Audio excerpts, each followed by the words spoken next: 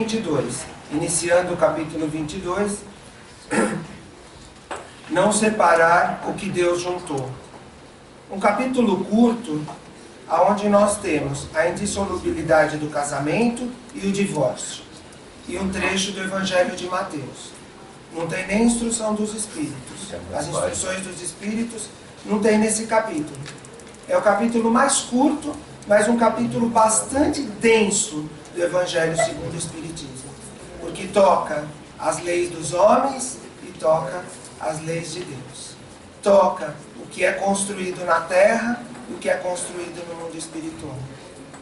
E tem uma parte histórica bastante interessante, que nós vamos perceber já no começo do capítulo, no Evangelho de Mateus. Toda vez que nós tomamos um texto de um evangelho, de um evangelista, como por exemplo o Evangelho de Mateus, e nós vamos observar aonde tem diversas respostas de Jesus, ali que tem a própria palavra dele, Jesus falando, e nós tomarmos uma Bíblia, por exemplo, se nós pegarmos uma Bíblia ecumênica, ou a Bíblia do Peregrino, ela é cheia de notas ali naquele pedaço. Então nós vamos ver, o que nós vamos observar? Nós vamos observar que naquelas palavras, naquilo que Jesus falou, e naquilo que o evangelista coloca ali no Evangelho, naquele trecho do Evangelho, Jesus se refere à parte histórica, se refere à parte das leis de Moisés. É muito bonito e é bem interessante fazer isso. Se nós pegarmos a Bíblia do Peregrino ou a Bíblia ecumênica, nós vamos ver que tem um monte de notas ali no meio. Jesus fala, eles colocam uma referência e embaixo nós vamos encontrar as notas e a partir daquelas notas nós vamos observar o quanto Jesus se refere ao Velho Testamento, aos profetas, enfim, e toda a estrutura do Velho e do Novo Testamento. E não é diferente aqui nesse capítulo, onde a gente começa com a indissolubilidade do casamento, e nós temos o Evangelho de Mateus, e mais uma vez,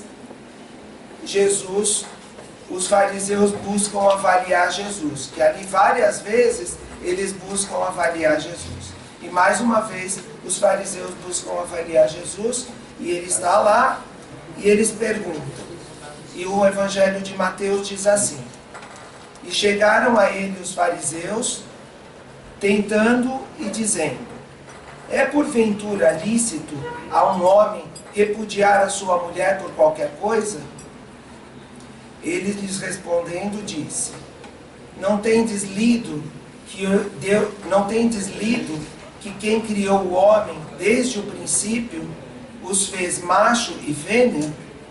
E disse: por isso deixará o homem pai e mãe e ajuntar-se-á com a sua mulher, e serão dois numa só carne.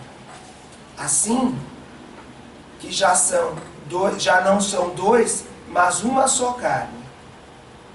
Não separe logo o homem o que Deus ajuntou. Replicaram-lhes: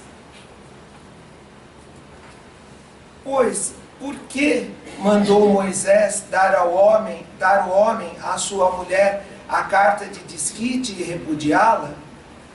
Respondeu-lhes: porque Moisés, pela dureza dos vossos corações, vos permitiu repudiar as vossas mulheres. Mas, ao princípio, não foi assim. Eu, pois, vos declaro que todo aquele que repudiar sua mulher, se não for por causa de adultério, e casar com outra, comete adultério. E o que se casar com a que o outro repudiou, comete adultério. Nós vamos observar Mateus, capítulo 19, versículos 3 a 9. Nós vamos observar nesse trecho de Mateus que mais uma vez os fariseus buscam avaliar o conhecimento de Jesus e como ele estava passando esse conhecimento. O foco principal não é, a questão principal não é o divórcio, que eles perguntam aí, mas a questão principal é o que pode causar o divórcio. E a questão principal é testar aonde vai o conhecimento de Jesus. E eles perguntam no Velho Testamento E Jesus responde no Velho Testamento quando ele fala, desde o princípio. Ele se refere o que? A Gênesis. Não está lá escrito, lá desde o princípio, os fez macho e fêmea? E está lá na Gênesis. Deus criou o homem e toda a parte da Gênesis que fala sobre a criação e deu o nome de Adão. E depois eles perguntam com base no Velho Testamento e Jesus vai respondendo no Velho Testamento. E outra coisa importante que nós vamos observar aqui, Jesus responde, não tendes lido? Significa o quê? Porque ele fala algumas vezes, não tendes ouvido? Algumas vezes ele fala, não tendes lido? Significa que estava escrito. E as leis mosaicas estavam escritas em hebraico. E Jesus naquela época falava a língua o aramaico. Significava o quê? Que Jesus já sabia as leis. Só que eles não sabiam que Jesus sabia as leis, que Jesus era profundo conhecedor das leis. Que Jesus, inclusive, era o diretor do planeta, que havia criado o planeta. Mas ele veio para atender um pedido e para atender uma promessa que ele havia feito aos capelinos. Ele volta e ele vem atender. E ele é testado. Nós vamos observar, a gente já vem observando isso em vários capítulos, que ele está sendo testado. E mais uma vez ele é testado. E mais uma vez ele responde com base no Velho Testamento. Só que eles não estavam querendo saber exatamente como a questão do divórcio, mas como Jesus interpretava e o que pode causar o divórcio. Porque eles tinham duas correntes, os judeus tinham duas correntes. Uma corrente era a corrente Shammai, que era mais rígida, que a mulher só podia, o homem só podia repudiar a mulher quando ele era impedido de seguir as leis. E uma outra corrente que o Kardec fala lá na introdução, que não sei se vocês lembram, que Allan Kardec fala lá na introdução, que era a corrente de Hillel, uma corrente mais flexível, aonde por qualquer motivo o homem podia dar a carta para repudiar a mulher. Então, a questão não era o divórcio, por quê? Porque o divórcio já existia. Já existia ainda em duas correntes, uma mais rígida, uma mais flexível. A corrente de Hillel mais flexível e a corrente de Shammai mais rígida. O divórcio já existia naquela época e eles perguntavam como que eu posso dar o divórcio? E eles queriam saber também como é que Jesus interpretava, que corrente seguia Jesus. E Jesus responde para eles aqui, pois por que mandou Moisés dar ao homem, a sua mulher, a carta de desquite e repudiá-la? Porque Moisés, pela dureza dos vossos corações, permitiu repudiar vossas mulheres. Mas o princípio não foi assim. Ele retoma o princípio, ele retoma o Velho Testamento. Porque ele conhecia as leis, ele sabia as leis. E aí ele diz assim, olha como é denso esse Evangelho de Mateus. Como é importante nós lermos o trecho na própria Bíblia, mas numa Bíblia que tem as notas, que a gente possa entender e remeter. Eu não sou profundo conhecedor da Bíblia, mas se tiver alguma nota naquele texto que eu estou lendo, eu consigo remeter aonde ele está sendo lido, da onde ele foi tirado, da onde Jesus falou. E eu, pois, vos declaro que todo aquele que repudiar sua mulher, se não for por causa de adultério, então Jesus fala, se não for por causa de adultério, é que já viu, você já podia repudiar a sua mulher. Só que ele abre um outro precedente. O que acontecia com a mulher adúltera, que a gente já viu no outro capítulo lá? Ela era apedrejada. Só que aqui ele diz assim, eu vos declaro que todo aquele que repudiar sua mulher, se não for por causa de adultério, e casar com outra, comete adultério. E o que se casar com a que o outro repudiou, comete adultério. Quer dizer, ele já abre um outro precedente. Aquela mulher não vai ser mais apedrejada. Porque as mulheres, elas recebiam um dote no casamento.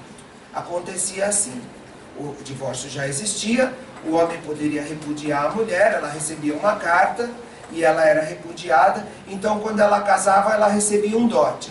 Quando ela recebia o dote, para que servia? Caso ela fosse repudiada, ela tinha como sobreviver. Agora, se ela fosse repudiada por adultério, aqueles que eram mais rígidos, a mulher era apedrejada. Só que o que Jesus falou? Para atirar a primeira pedra, aquele que não tivesse pecado. E ninguém atirou a pedra na mulher. Então ele já abriu um outro precedente. Ele já mostrou para eles que o apedrejamento não era uma lei não era algo que vinha da lei de Moisés. Aquela lei de Moisés que o Allan Kardec fala no capítulo 1, aonde ele traz lá, não vim destruir a lei, aonde já no item 2 do Evangelho de Mateus, que ele começa com o Evangelho de Mateus também, o que ele fala lá para baixo? Há duas partes distintas na lei mosaica. A lei de Deus, promulgada sobre o Monte Sinai, e a lei civil ou disciplinar estabelecida por Moisés. Então existia a lei de Deus e a lei estabelecida por Moisés. Uma invariável, que é a lei de Deus. A outra é apropriada aos costumes e ao caráter do povo rebelde, turbulento e indisciplinado, e se modifica com o tempo. Ele já lembra isso lá no primeiro capítulo. E ele já fala de Léo e de Shammai. Lá também, na introdução, Allan Kardec já fala sobre isso. E sobre a indissolubilidade do casamento, ele costura esse trecho do Evangelho de uma forma brilhante, mostrando que existe a lei no mundo espiritual, a união que é feita no mundo espiritual e a união que é feita pelos homens. Porque Deus não é cartório. E o homem faz os compromissos dele no mundo espiritual. E ele vem para a terra, e o que Jesus fala? Que o que foi não separar o que Deus juntou. Já o apóstolo João, mais para frente, fala que Deus é amor. Então, nós vamos poder interpretar o seguinte, que o que Deus juntou, o homem não separa. Que o que o amor juntou, não é a lei do homem que vai separar.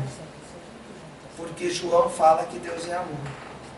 Então Kardec costura, e agora nós vamos ler o trecho do comentário de Kardec sobre a indissolubilidade do casamento, e nós vamos observar que agora ele traz o mundo espiritual. Sábio, como ele era, lógico, um professor que tem a pedagogia, que sabe como ensinar, que tem o conhecimento do Evangelho de Mateus, ele traz agora o conhecimento do mundo espiritual e casa esse conhecimento. E aí ele faz um traçado histórico também, que eu vou lembrar já um pouquinho mais para frente. E ele diz assim, a não ser o que procede de Deus, como ele retoma lá no primeiro capítulo, ele retoma o primeiro capítulo. A não ser o que procede de Deus, nada é imutável no mundo. Tudo o que procede do homem está sujeito a mudanças. As leis da natureza são as mesmas em todos os tempos e em todos os países. As leis humanas, porém, modificam-se segundo os tempos, lugares e o desenvolvimento intelectual. No casamento, o que é de ordem divina é a união conjugal, para que se opere renovação dos seres que morrem. Mas as condições que regulam essa união são de tal maneira humanas que não há em todo o mundo, e mesmo na cristandade, dois países em que elas sejam absolutamente iguais. E não há mesmo um só em que elas não tenham sofrido modificações através dos tempos. E essas leis do casamento sofreram modificações através dos tempos. Porque se nós pegarmos o livro A Caminho da Luz, que é um traçado histórico da humanidade, nós vamos ver que Emmanuel, ele faz um traçado do cristianismo, nós vamos observar o quê? Que lá pelo ano 380, mais ou menos no século IV, o que acontece com o cristianismo? Ele se torna a religião oficial do império. Então ele se torna a religião oficial do império. Então, igreja, Estado e política passam a ser a mesma coisa.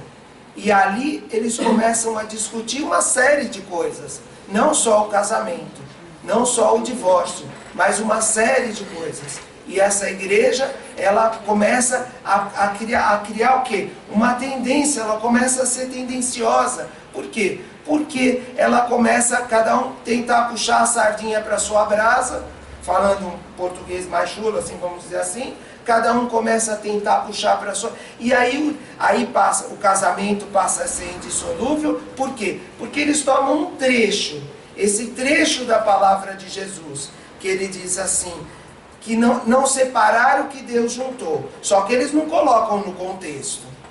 Eles não vão buscar, eles sabem.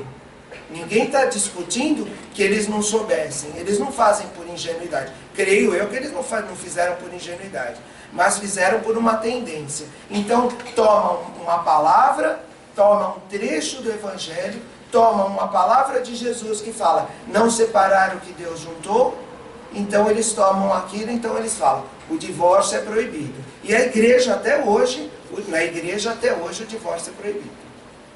E nós temos, quando há esse entrelaçamento da política, da igreja com o Estado e com a política, torna uma coisa só, torna o casamento uma coisa só.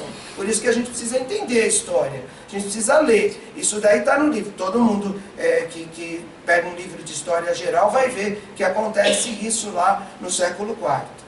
No ano 380, mais ou menos, acontece isso no século IV, e eles começam, aí começam os concílios, e através dos concílios começa a acontecer o quê? Alguns dogmas, algumas leis, e a igreja começa a falar sobre a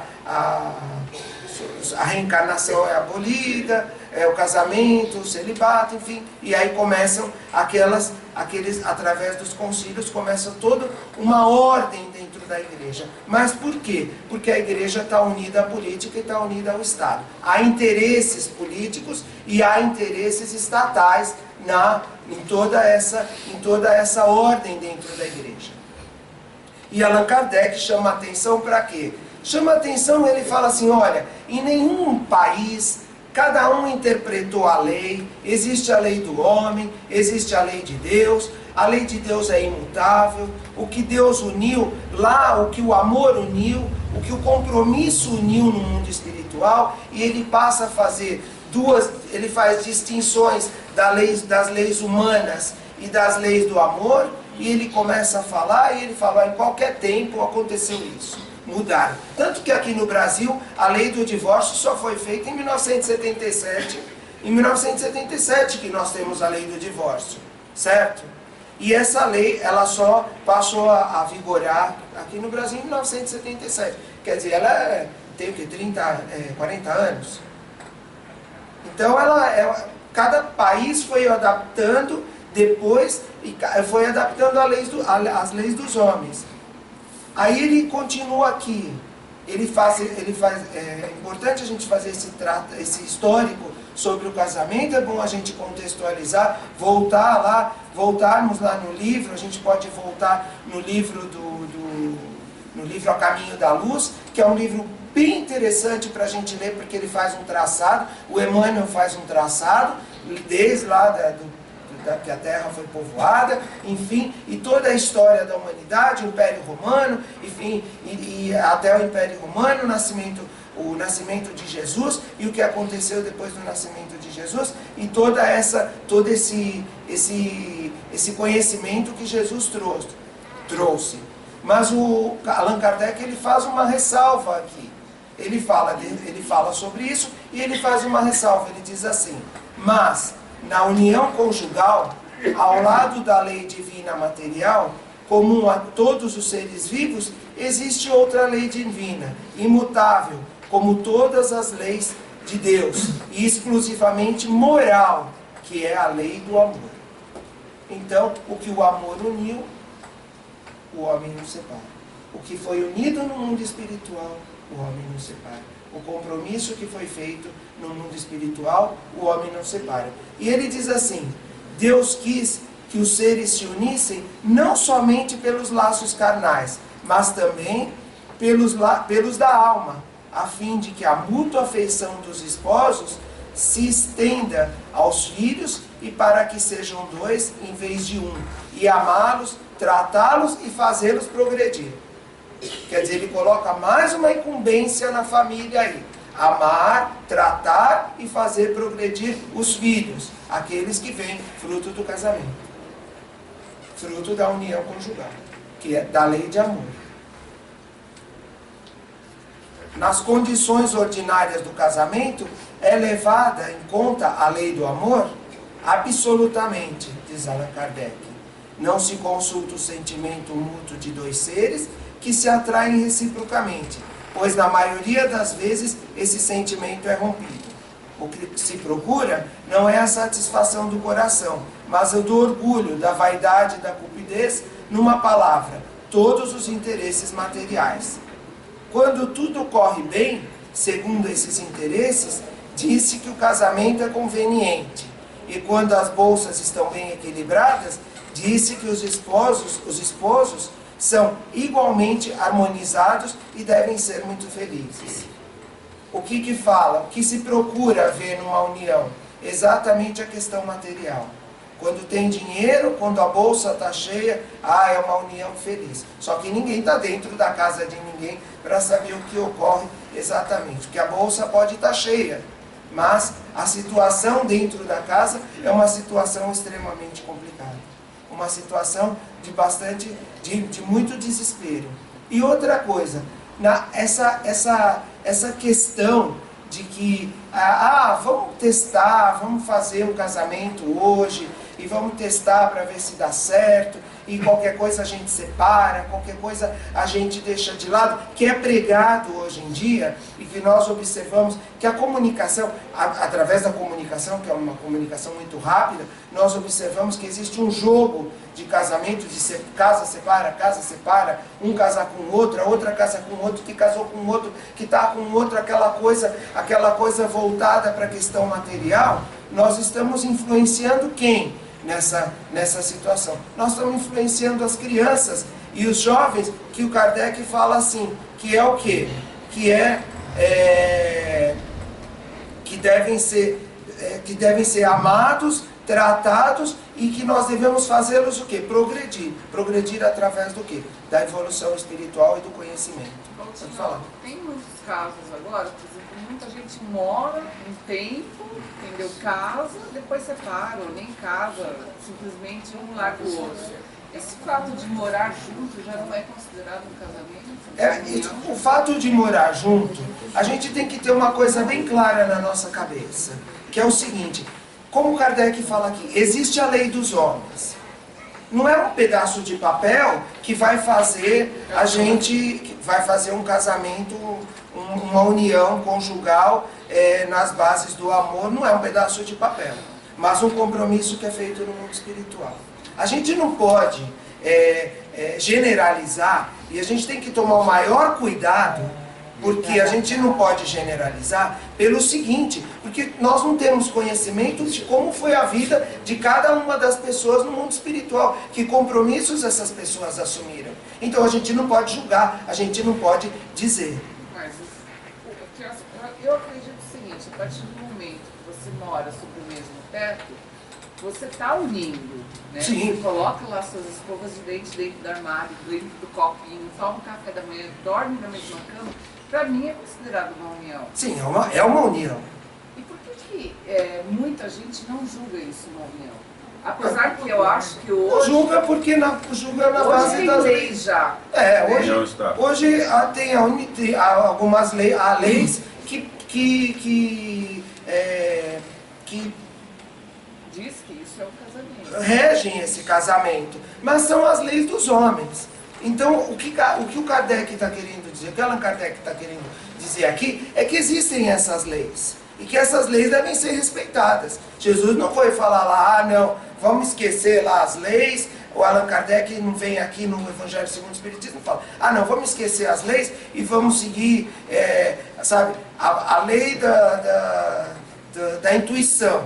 Não, existem as leis, elas são mutáveis, cada país tem a sua lei, que deve ser respeitada, que deve ser cumprida, que nós devemos cumprir, que afinal de contas, senão seria Deus nos acuda em torno disso. Mas ele lembra que existe também o compromisso que é feito no mundo espiritual e o compromisso que é feito na Terra.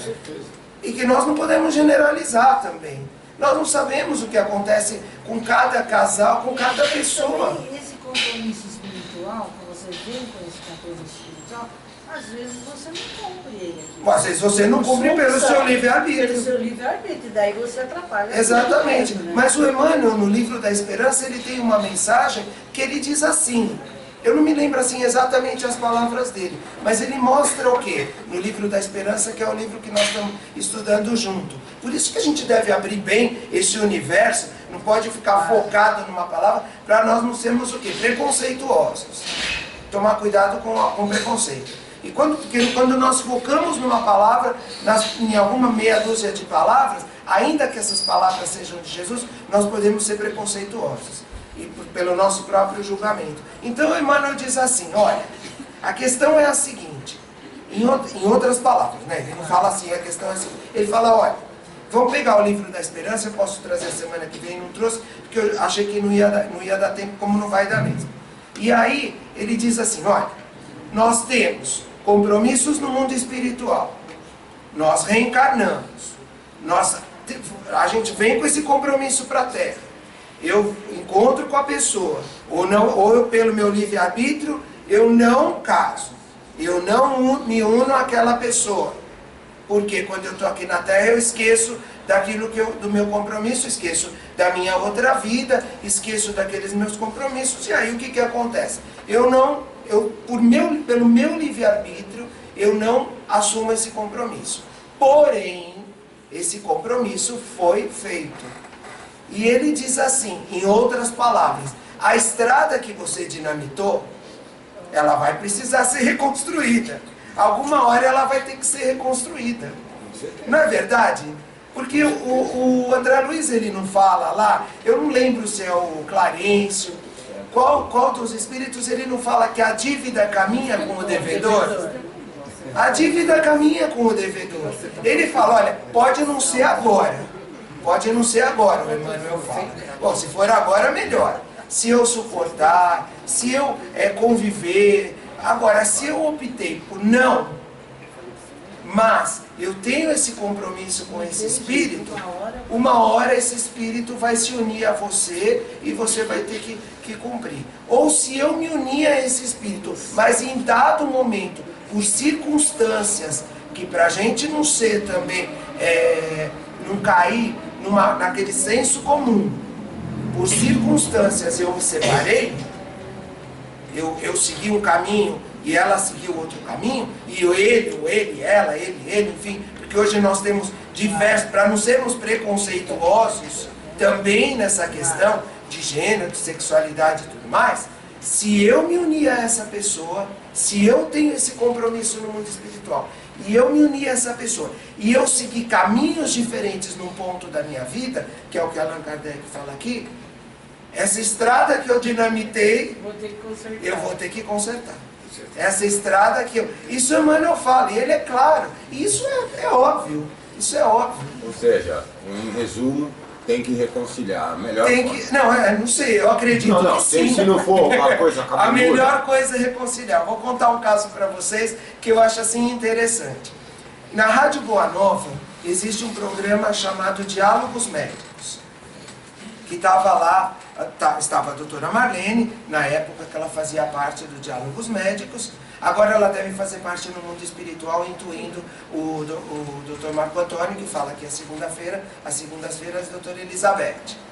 Um dia lá na Rádio Boa Nova, teve uma entrevista que acho que casa bem com esse assunto. E eu vou encerrar com ele, a Sandra, vou deixar o divórcio para a Sandra semana que vem.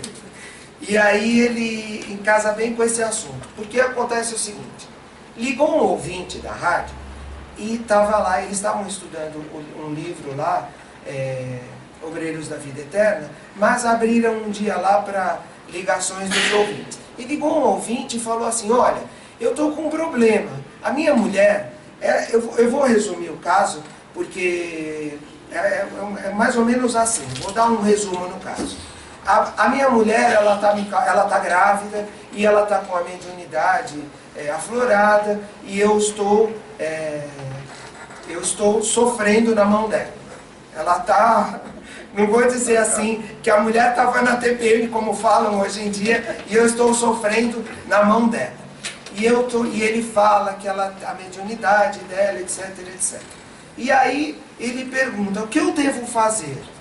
Ele está casado, a mulher dele está grávida, ele diz que a mediunidade dela está aflorada, a doutora Marlene explicou para ele, falou, olha meu filho, a mediunidade dela, que você disse está aflorada, realmente está aflorada. Ela está sendo médium de um espírito que está reencarnando.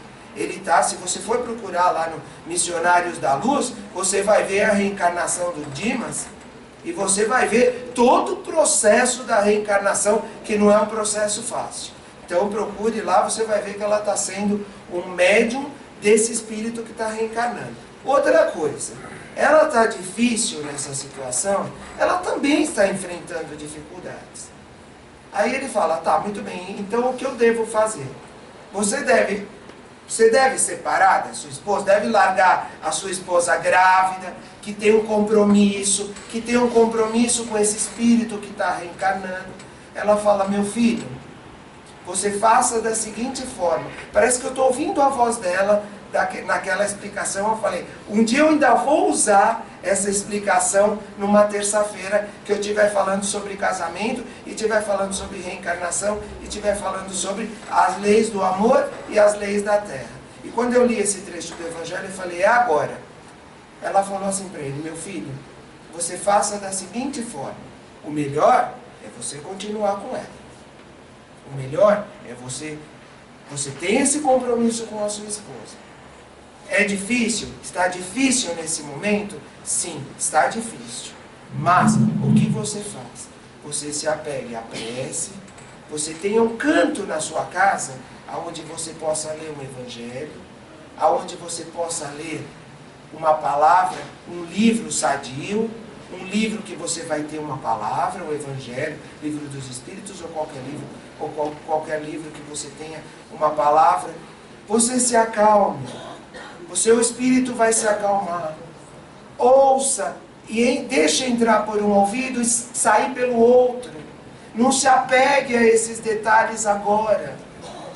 Ela está passando por um momento difícil. Entenda a reencarnação estudando lá o livro Missionários da Luz. Que o livro Missionários da Luz, ele é uma enciclopédia sobre reencarnação. A reencarnação de Dimas foram vários e vários e vários capítulos. Um capítulo a doutora Marlene leu, um capítulo eu li, outro o doutor Marco Antônio teve aqui, e ele falava, às vezes ele brincava comigo quando ele chegava aqui, ele falava, Valdinho, já reencarnou o Dimas? Eu falava, ainda não, ainda é sua parte. E é um compêndio sobre a reencarnação. Mas o que ela fala? Qual é a resposta para a sua pergunta? Se você conseguir aguentar, mas vamos dizer assim, aguentar, entre aspas, se você conseguir seguir junto, e você conseguir superar, sublimar, ótimo, você está fazendo um compromisso. Isso acontece com o nosso emprego, isso acontece com a nossa família, isso acontece com o grupo que nós trabalhamos, com as pessoas que nós trabalhamos dentro do grupo. Porque cada um tem um gênio, cada um tem um temperamento, cada um quer puxar às vezes a sardinha para a sua brasa, cada um quer fazer, e nós devemos acreditar que cada um está fazendo da melhor maneira que julga. Porque eu julgo que eu estou fazendo da melhor maneira, mas eu não sei se é verdade isso. É verdade isso? É a minha verdade. É a minha verdade. Pode ter, vai ter alguém dentro, vão ter diversas pessoas que não concordam. Falam, olha, podia seguir por outro caminho, podia seguir por outra, não é verdade? podia seguir por outro caminho. E eu sigo por outro caminho. E eu faço de outra forma. Mas, o que você tem que fazer? Você tem que trazer paz. Você tem que ter paz de espírito. É para isso que serve a religião. A religião serve para isso para a gente. Serve para trazer o quê? Conforto espiritual. Cada um com o seu teste. E é lógico, cada um com o seu teste. Porque aqui na Terra nada é fácil.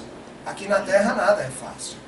E volto a lembrar, ele não usa essa expressão, o Emmanuel. Essa expressão eu peguei de um livro que eu li. O caminho que você dinamitou não é nem minha, não. Eu não me lembro de quem é, mas o caminho que você dinamitou, você vai ter que reconstruir. Aquela estrada que você deixou para trás, a dívida segue junto com o devedor. E você, uma hora, o que vai acontecer uma hora? A dívida vai se encontrar com o devedor e você vai ter que... Porque Deus não violenta ninguém. Deus não violenta ninguém. Nós estamos submetidos às leis. Mas Deus faz o quê? Deus espera. E submetidos às leis, nós submetidos às leis, vai chegar um momento que nós vamos nos encontrar com elas. E nós vamos nos encontrar com aqueles que nós assumimos os compromissos no mundo espiritual.